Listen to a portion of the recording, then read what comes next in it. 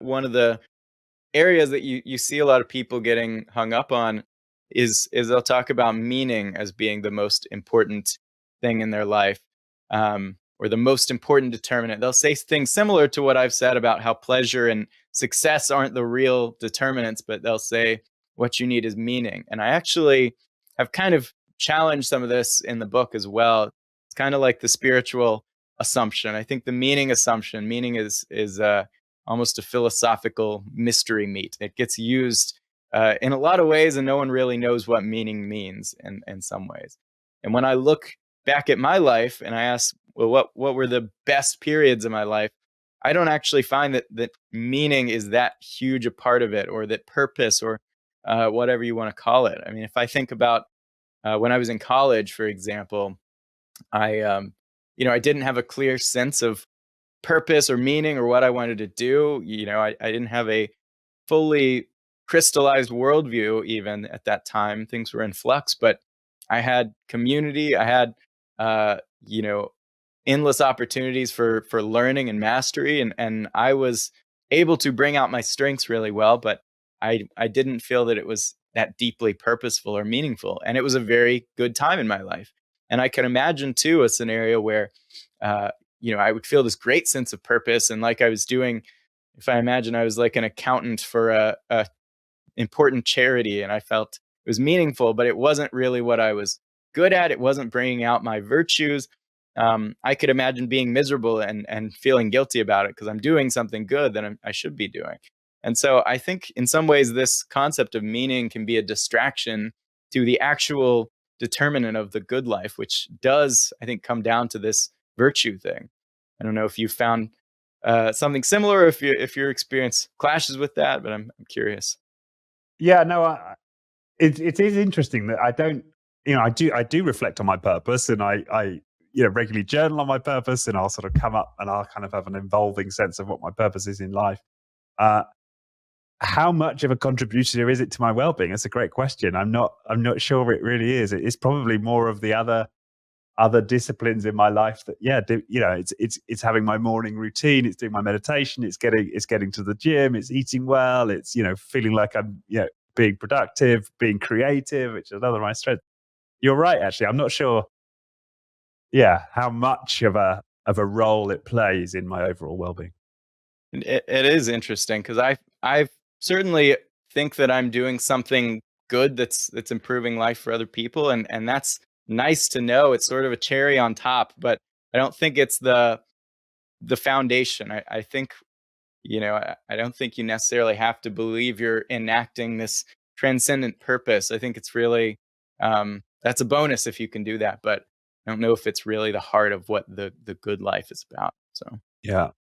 But then coming back to my earlier point, I think that the single biggest contributor to my well-being has been the elimination of vice. Because if Mm. I'm, from I'm thinking about my, my alcoholic days, if I'm getting up at, middle of the morning and, and I'm hungover and I've probably done a bunch of stuff I was ashamed about the night before, it's, even though I might spend the rest of that day at some level expressing my virtues, it's very, now looking at it through your model, in those periods, not that I was ever really became depressed, but it was very difficult for me to have high self-approval.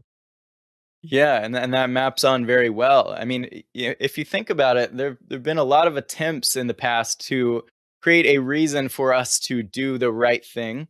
There was an omniscient judge who was going to determine your place in the afterlife if you didn't do the right thing. There's a karmic cycle of rebirth, based on your actions.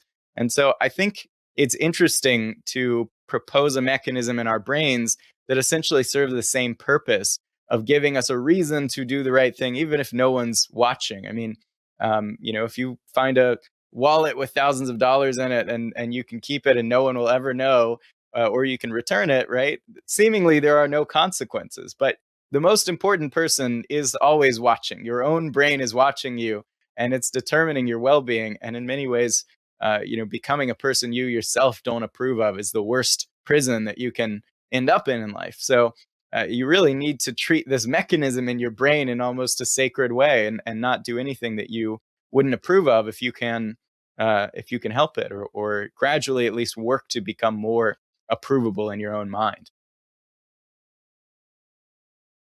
Don't you think character and virtues, they're different than purpose?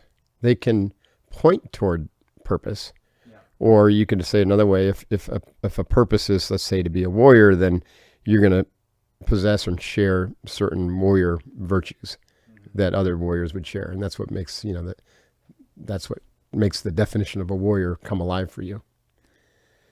So back to the question, like, how do we figure out who we are in terms of our purpose, our calling?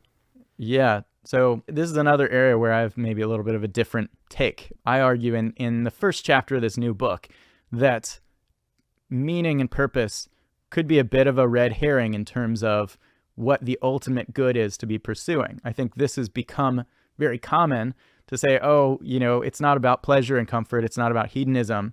It's about meaning. And you sort of have this, what is meaning? What is purpose? Do we know what meaning means? Right. And so what I argue is that virtue is a better thing to pay attention to. They may overlap a good bit. They probably will.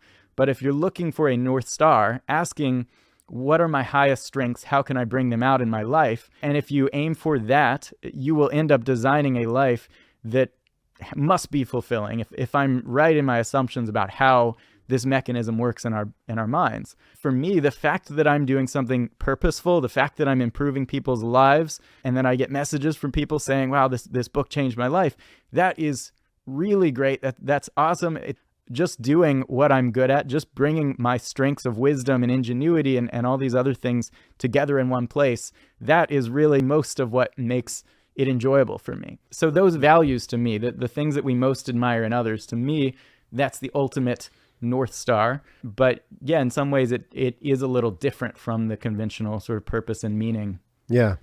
Actually, I really like your explanation there, and it kind of jives with my experience. Work that I do with clients, we do a process we call the 3 Ps, which is to identify or clarify your principles. So these virtues you're talking about, your passions, and your purpose. And what I find is maybe just like 20% have clarity on their purpose or even find it quickly. It's very rare. So most have to go down the path of really identifying and aligning with their passions and their principles.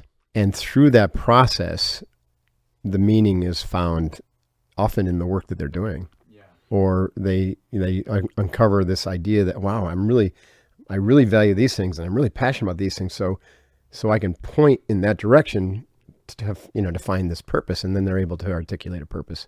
So they kind of back into it that way, which is really kind of what you just said. So it's insightful. Yeah. I built a, program that sort of goes along with Become Who You Are, called the Flourishing Function.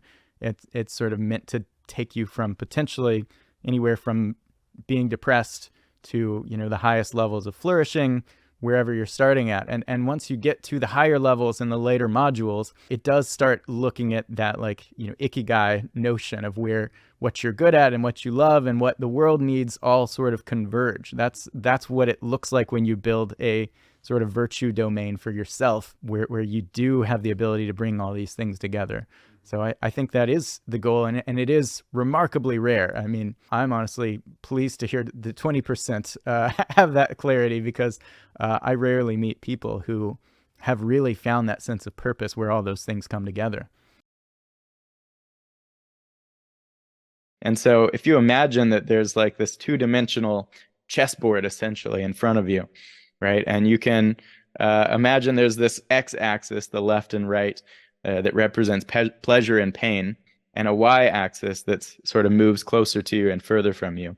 That represents loss and gain, right? This is essentially the map that I argue we're all navigating our lives on by default. We're all trying to optimize pleasure and gain the best we can and kind of balance everything to achieve that. And then when we do achieve that thing and it doesn't make us happier, we tend to sort of shrug and be like, yeah, I don't know why that happened. And then we go back to the drawing board, right? But what I argue is that we should imagine this two-dimensional chessboard as actually having three dimensions, and you can imagine it having, mountains and valleys coming out of it. And the question becomes, what is this third dimension, right? How does this actually work? What is actually pulling the strings of our happiness? Well, I have come to the conclusion, both from studying ancient philosophy like Stoicism and Aristotle's work, to modern psychology, evolutionary, and neurobiology, and basically concluded that what's really pulling the strings of our happiness is the admirability that we observe in our own behaviors. You might use the word virtue, but this kind of sounds outdated to us today. But really, virtue historically has been a much more interesting, colorful thing than just sort of mandates of moral purity that we think of today. And so what this means is that if something happens in your life that enables you to bring out more of your personal strengths, more of your unique traits that you have thrived at throughout your life, then that's going to move you up in this Z-axis. It's going to help you climb these mountains, whether or not it's a good thing to happen to you on paper, right? Sometimes very bad things can happen to you that we all label as bad instinctively, but they actually give us an opportunity to exercise new strengths that we didn't have in our old life, and vice versa. Sometimes something great will happen to you, and you end up doing something with that limits your ability to bring out those strengths. And so really, I argue this is the map we should be using. This is the way we should be navigating our own happiness, is paying less and less attention to our external circumstances, except as sort of a means to an end, and more attention to how can I bring out more of my personal strengths through this in my life, in my work, in my relationships. How can I exercise those strengths that currently might be latent in me? I argue in the book that we should kind of merge our understanding of self-actualization and altruism, because altruism really flows out of egoism, in my understanding, right? When you're really focused on bringing out your virtues to the highest degree possible, you're also going to be contributing the most to others. I mean, what I'm doing through my work is very much, first and foremost, it's emerged out of my own self-actualization and saying, how can I bring out my virtues more? But as a result, the books I'm writing, the Mind Form, all this stuff is touching other people's lives. And I would like to even scale that up higher to greater collective impact. So I don't think it's a choice you necessarily have to make. And if you're thinking about it like a choice, I would say, Nietzsche would say probably that you're conceptualizing compassion incorrectly. If you think you have to sacrifice your own actualization in order to help others, then you're thinking about it in this very limited kind of guilt-inducing way instead of a wiser, more holistic way. But you are kind of the spearhead of this movement. So you are kind of unique in the sense that you are going to be the one that's having this collective leadership role. Whereas if you're a software engineer and you're doing this and then there's not going to be that social impact necessarily. You're just like, okay, I'm holding down my job and I'm doing this thing. I'm improving myself.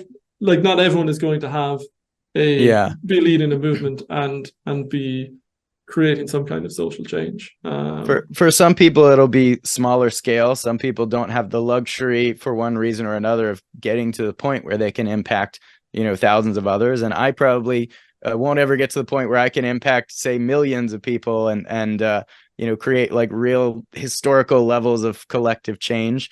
At least the odds say that's not going to happen. So there's different scales of impact, but I think it does have the effect of overflowing outside of you, even if that's a small community you're a part of.